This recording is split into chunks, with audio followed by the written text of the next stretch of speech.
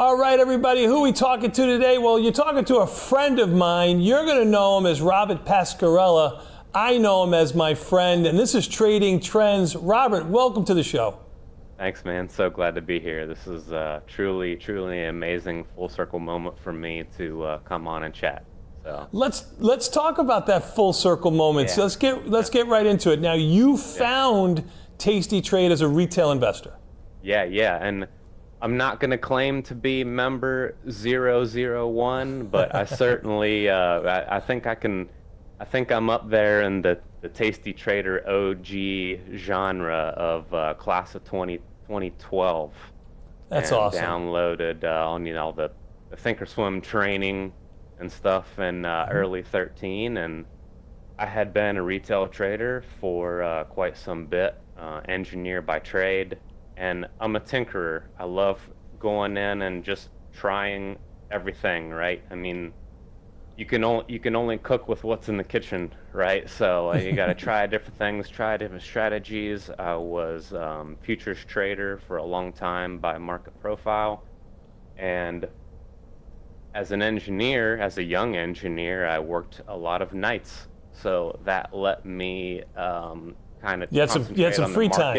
Yeah, a little bit of free time during the day. I'd trade the afternoon session, and I stumble upon a guy in a beret and the Italian just not talking it up, and you guys were spectacular, and it resonated instantly, and I was hooked.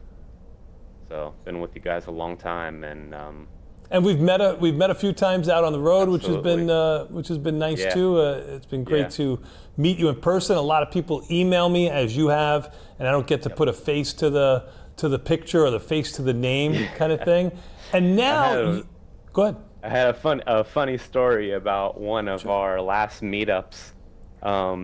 You were kind enough to let me come by, because I was struggling with some back testing, and I wanted to talk to data, and you were like, you sent me down the street to this. You're like, you'll see the guy cutting a pizza with a scissor, and you'll know you're at the right place. And that's Tony. Just really resonated with the kindness, and you guys were always amazing. So thank you. Thank you. Very kind of you to say. And you've done something that I think the Tasty Live audience only aspires to do. Like, I mean, I know it's a few select people who really want to start a business. So we always get the question, and before we get to your business, you can answer this because you're on both sides. You were a retail investor, and now you're a professional investor. I mean, you're a registered representative, right?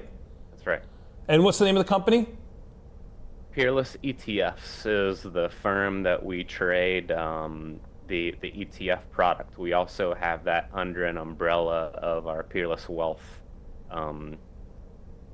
partnership. So it's a RIA, and we have a wealth side, and subsequently we launched this product under that umbrella. So and you actually got to ring the bell. It was the New York Stock Exchange, right? That's right, correct. Yeah, we launched on the New York Stock Exchange in May of 24, and we were lucky enough to get the call this past Christmas time to go ring the bell, and it was an experience that I'll never forget. It was spectacular. So from Tasty Live viewer, Thinkorswim user, Tasty Trade user today, maybe in your personal, I know you got to use your professional platform for your business, but from Tasty investor, retail investor, to business owner, to ringing the bell on the New York Stock Exchange, that's something that I think most of our viewers are never going to be able to do. Now, some of them will be able to start a company. So tell us about your journey on how you went from, because people always ask, like, can you do these strategies in a professional environment when you've got much more money at play than a retail investor would have? So please tell us a little bit about what you do and how you incorporated maybe some of that retail thinking and morphed it into a professional business. Yeah, I appreciate that. Thank you. And it's pretty interesting because the option income category is exploding with these products. And I'll be careful to use the income term. I heard Sure. Dr. Jim say the other day that nothing pet peeved him more than people saying they sold options for income. So I'll be careful there.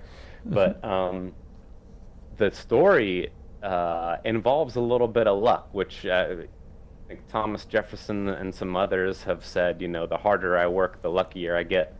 And I've certainly worked hard, but I had an amazing college friend who invited me to a mastermind kind of post-COVID.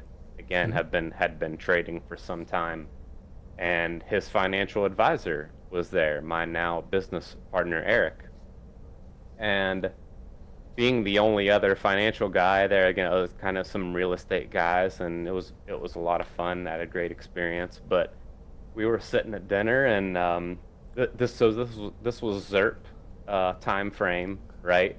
And he's like, "Well, my bonds aren't doing anything, so I've been tinkering with something I want to talk to you about. I find names that I like, and I've been selling an out of the money put." And I was like, "Oh, that's interesting. Tell me more about that. Like, what's the strategy? What do you like to do?" And kind of perk up as any tasty trader would. And he said, "Yeah, it's super low stress. If the name drops, I collect it, and then I'll sell a covered call on it." And I'm like, "You're doing the option wheel." He goes, "The what?" I said, "You're doing the option wheel. It's a great strategy." And so we instantly Great bullish strategy. kind of, yeah, Yes. correct. We kind of instantly connected and had a lot to talk about, and he decided that he wanted to continue working with me. So we ended up building a GIPS compliant track record through that. Again, tons of back testing, tons of forward testing to see what we could refine and get that iterative kind of come to a strategy from first principles, where I truly believe everything that you guys taught me, that I learned from Tasty, that I learned from other resources. You have to build that and make it your own, or else you're not going to have that ownership in what you're doing. Somebody else could hand me a profitable strategy and I would totally botch it. I'm sure of it. But building that yourself and really having the horsepower behind it and the buy-in is what I think helps the mentality to push that and keep it moving forward and keep it. Sure, I always talk about confidence. You have to have confidence in a trade. Two people can have the same assumption, and if let's just forget about just buying a stock or selling a stock. Even then, if you don't have the same conviction, some sort of mechanics that allows you to stay in the trade, then you can't be successful because you're not confident. It's anything, hitting a golf ball, playing tennis, whatever it may be. You need to have confidence to be successful. So so this is the strategy that you use in your ETFs, correct?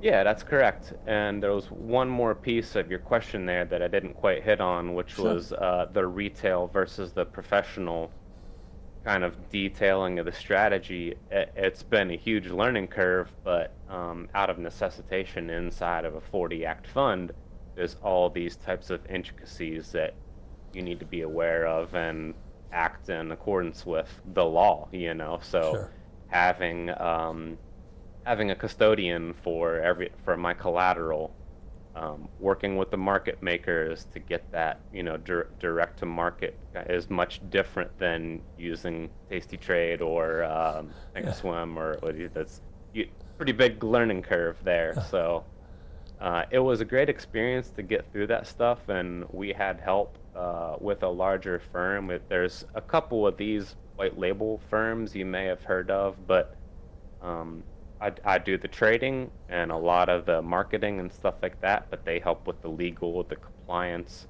They talk to the SEC. They got us a seat on the exchange, right? All that kind of stuff. So that was a huge help for a two-guy firm to really help us bring this idea to market. Or, again, the goal was we have this idea. Not everybody is a tinkerer like me, right? It's a capital intensive strategy, and the idea was to bring it to anybody for the price of one share. Right. So, It was a lot easier being a retail investor than it is being a businessman, right? yeah, correct. I think that's what you're trying to outline. Yeah, I think y'all had somebody on yesterday too who was saying it's the sizing is you take that for granted a little bit. It's nice to just Click a button. liquid as small. Yep. Yeah. Rather than push a couple hundred contracts, you got to work it a different way. Sure. On maybe, what products do you usually hang in? Can you disclose Great that? question. I'm glad we went there. So our strategy comes from an aspect of, again, we want to push out an income dividend to our investors. So we're a little bit maybe more conservative than the common tasty trader would be. We actually decided to move away from individual names. So you don't wake up one day to a tweet and one of your names is up or down 20, 30, depending on what name it is. So what a lot of our back testing and again our forward testing showed that using the optionable sector ETFs was a kind of a nice fit for us. And then we also found some higher vol things to use that one might look at them individually and say there's some risk there. But when you put you guys talk about this all the time, putting something uncorrelated in, having some uncorrelatedness there, like a ARC or a EEM or a GDX or, some of those names, drop the beta of our overall product significantly because we split up, we bust up the components of the S&P pretty nicely. You got tech, got some semiconductors in there, industrials, financials, all that kind of stuff in there, right? But we like to use liquid, optionable names that provide a nice buffer to the downside and give us that nice internal return when you look at it.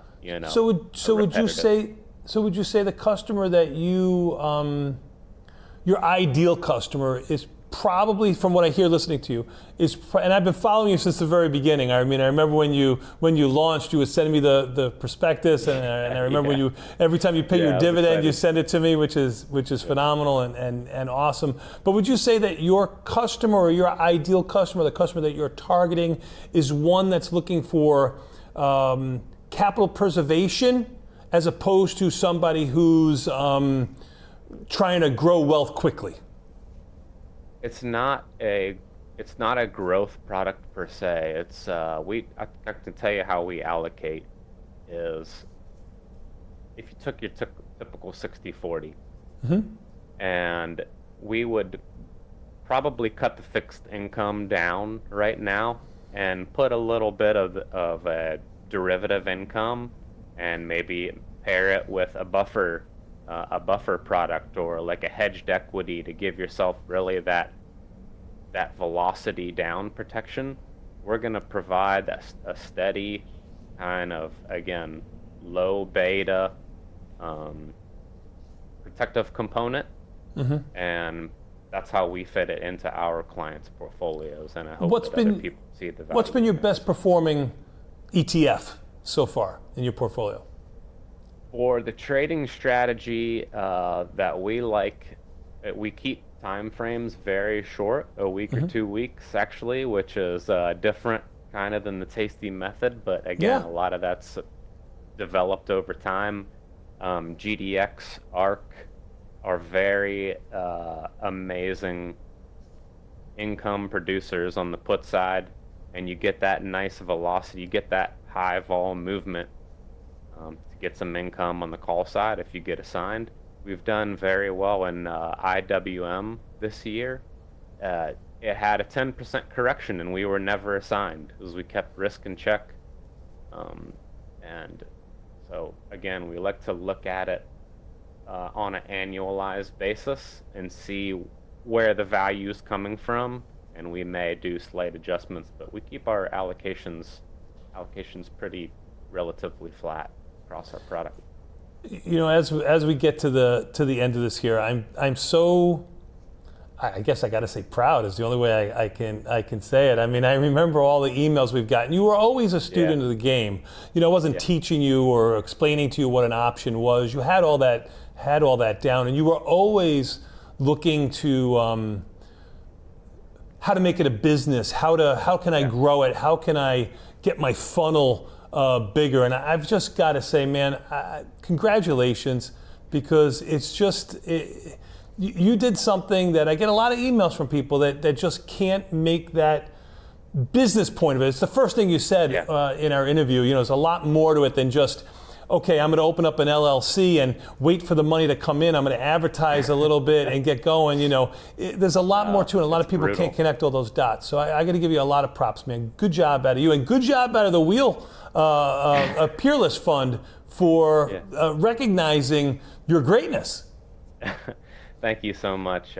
Just to hear you say that again, all these years following you is amazing. And I just want to end with, you guys have changed people's lives, obviously. Like, there's a crowd of us like me who have just developed over time and morphed into someone that we want to be. And we, in this house, we say kind of all the time, like, you really overestimate what you can do in a year, but you drastically underestimate what you can do in a decade. And you guys have been a huge part of that for me, and I just, from the depths of me, thank you so much. You're welcome. Rob, if somebody wants to invest in your ETF fund, do they have to have a minimum or anything like that? One share price is $20. That was the goal the entire time. Is I truly believe in the strategy. Eric truly believes in the strategy. We have a lot of our money personally in this, which I hope means a lot and shows the people proof of concept, how invested sure. we are. And peerlessetfs.com, you can check us out. We're on the socials. And what's your symbol to your stock? I'm glad you brought that up. That was one of the reasons when we were trying to figure out who we wanted to be, right? I said, is WEEL available? And it was, so we had to do WEEL for a WEEL.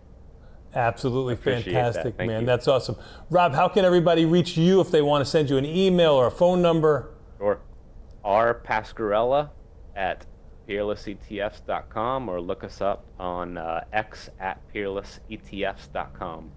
Or if you just want to follow and buy a share of WEEL and see how it does. Better. Yeah, awesome, man. Better. Good job. Good job out of you. Congratulations, man. Slow clap to you, my friend. Good job. Thank you so much.